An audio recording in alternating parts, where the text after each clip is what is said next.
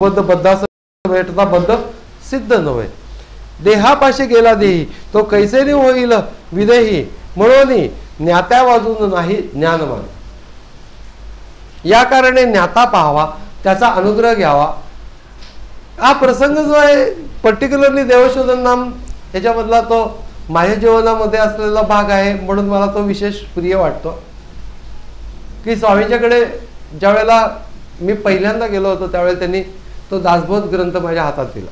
पहिली गोष्ट म्हणजे त्यांचं माझं काही बोलणं झालं नाही, ते पूजा करत होते. त्यांनी नुसतं हाताने गप्प बसा म्हणून, म्हणजे बसलंच असतो मी अदरवाईज,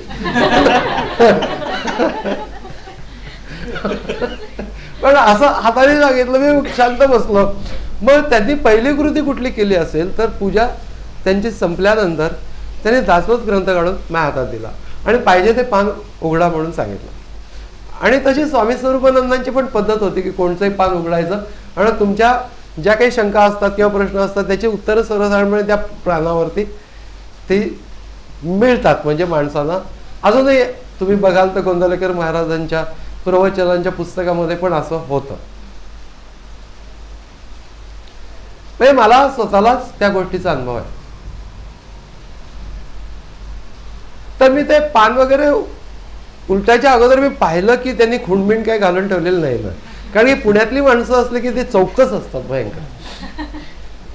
आणि जन्मच पुण्यात झाल्यामुळे पहिल्यांदा बघितलं की आतमध्ये काय खुणबिण, पण तशी काय नव्हते. मी खरोखरी पान उघडलं तर हेच पान आलं आणि मी ते हेच वाचलं. देहापाशी गेला देही तो कैसेने होईल विदेही, म्हणून ज्ञात्या वाचून नाही ज्ञानमार्ग. या कारणे ज्ञाता पाहावा, त्याचा अनुग्रह घ्यावा.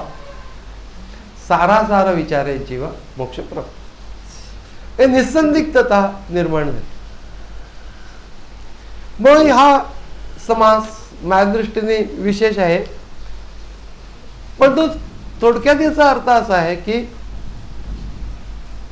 नुसतं वैचारिक दृष्टीने आपल्या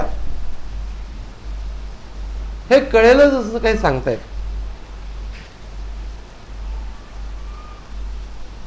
याला